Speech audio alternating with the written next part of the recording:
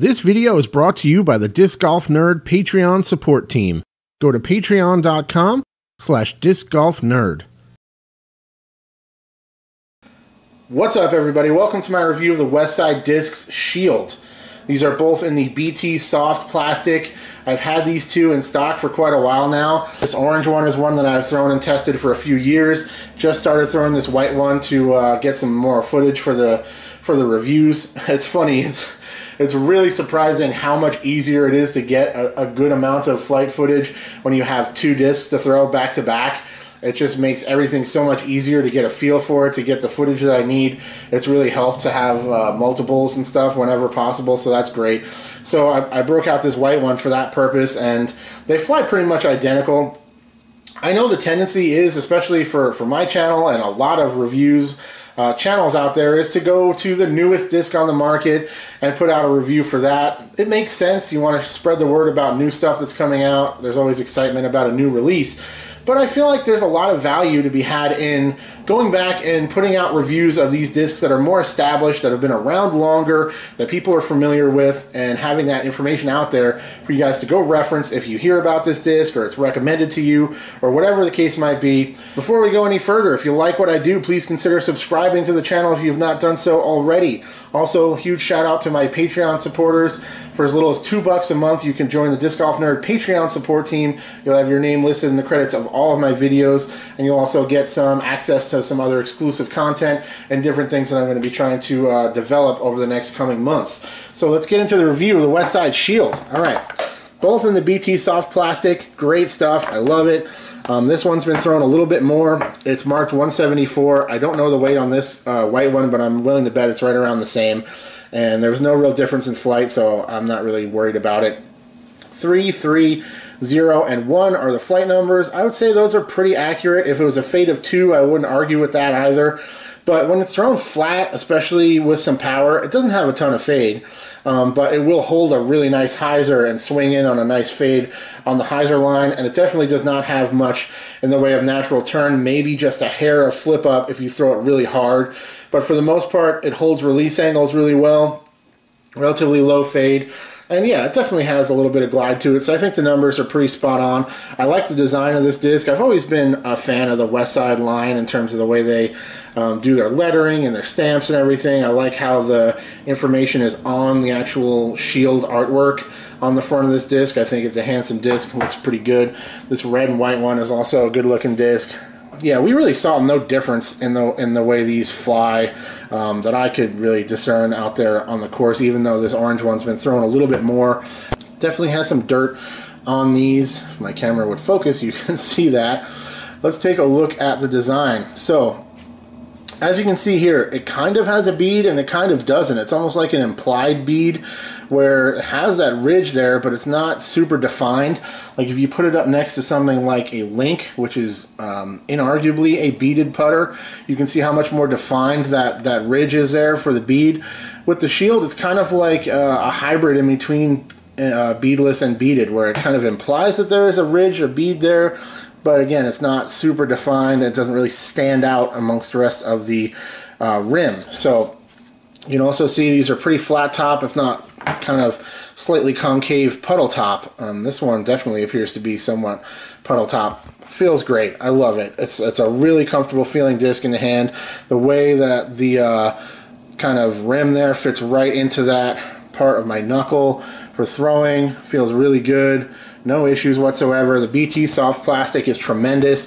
This would be the same as Classic Soft from Dynamic Discs or Zero Soft from Latitude 64. Great stuff. Got good flexibility to it. It lands and sits where it lands pretty well. Doesn't skip a lot. It will absorb some impact if you hit a tree, so it's not likely to kick super far.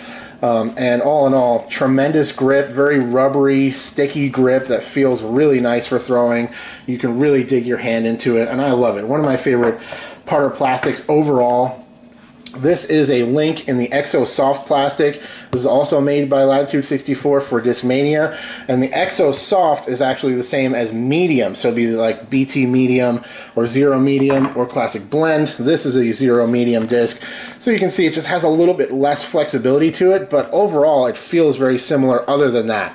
It's just not as soft. It's almost as grippy, if not just as grippy, depending on the disc. It's going to vary a little bit here and there. Also, with this plastic in particular, these kind of soft plastics, this is a little bit of a controversial subject for some reason. A lot of people don't believe in washing discs, but if you take like a Zero Medium or a BT Soft or whatever disc, and it has a lot of dry dirt on it, you're going to lose some grip for sure. If you take that thing and wash it with soap and like a sponge and hot water, it will get much grippier. Trust me, I've done it a lot, and I can feel just on this one, it has dirt laying on the surface. If I was to rinse that off, maybe even get a little paper towel with some hot water and soap on that, it's going to feel grippier for sure after that. So if you have that issue, that's something to think about. Let's take some closer look at the design of this guy again. Definitely comfortable feel. It's not super rounded, but it's definitely not like squared off either. There's clearly no sharp edges whatsoever. Very smooth. Oh, fumble, but not quite as rounded as something like this, which is the Link. Get you out of the background there. The Link is like incredibly rounded all the way, which I really like the feel of it. It's kind of hard to see because it's got some wear on it. I've thrown this Link a lot since I put it in the bag. I'm going to have to get a few backups for it eventually too, because it's definitely getting some wear on it.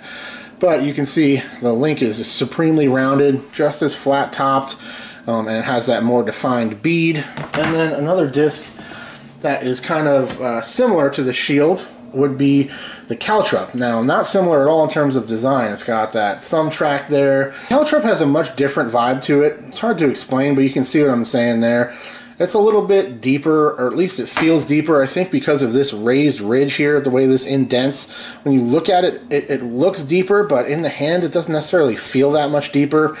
But I would say that the Shield is probably right in between these two in terms of stability and flight out there on the course. The Link is a little bit more neutral, where it doesn't have as much stability. The Caltrup has lower glide and a little bit more fade to it, more stability.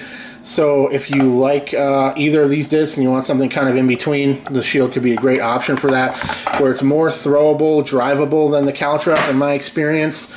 It'll get out there a little bit farther, but it's not quite as neutral as the Link. It has a little bit more inherent stability to it, so it takes a little more to get it to hold a turn, and it will fade a little bit more as well.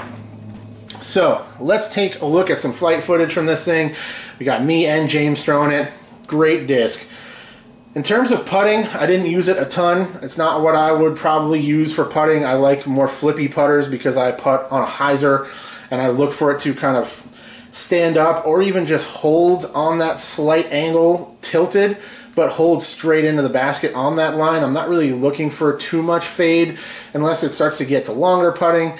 And all of those little nuances are kind of why I don't do a ton of putting testing for my reviews, because putting is such an individual thing. Everybody does it differently. Everybody has different needs and styles that it's just kind of hard to translate.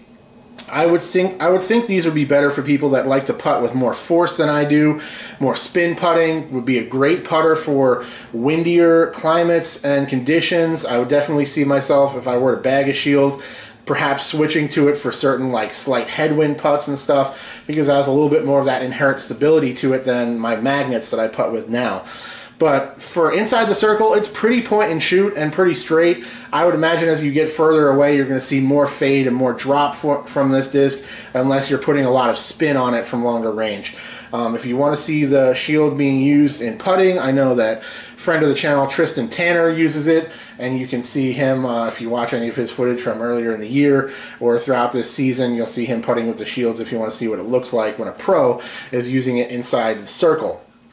I think this thing shines as a throwing putter for approaches and short drives. Really phenomenal. Throw it as hard as you want to. It doesn't have much flip to it. You can throw it hard and flat. Great power throwing putter for people that have more arm speed. I don't think you're going to have much trouble flipping it over, and it's just going to fly really straight if you have a lot of power on it. As you can see, James will get a little bit straighter flight out of it overall than I will, depending on the angles and stuff, but it will hold a Hyzer extremely well for both of us. We can both get it to turn as well if we try. I have to really exaggerate the Hyzer and really commit to it to get it to hold it. and it will kind of pan out just a hair at the end of the flight and land flat. So it's not something that's going to like land and roll out on you or anything. You'd have to really yank it over, or maybe put some wobble on it with off axis to get it to do that. For me, even put on and Hyzer, it wants to pan out and land flat, which is beautiful.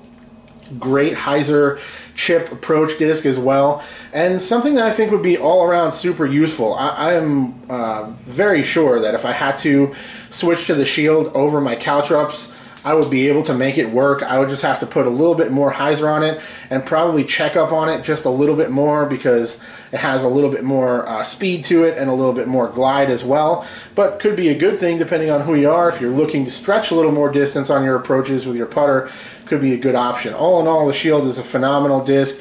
Inside the circle, throwing on approaches and short drives. It's stable enough to handle power, but it's not so stable that a newer player couldn't use it and get good flights out of it. I think it's going to be more on the overstable side of things if you're a beginner, but that's great. It's great to have that overstable approach disc where you can just aim it out to the right a little bit, put it on that Hyzer, and know it's going to fade into the basket. All in all, phenomenal disc. I'm happy to add to my playlist. Thank you so much for watching. Thanks again to all of my viewers and subscribers and the Disc Golf Nerd Patreon support team. I will check you all very soon. Cheers.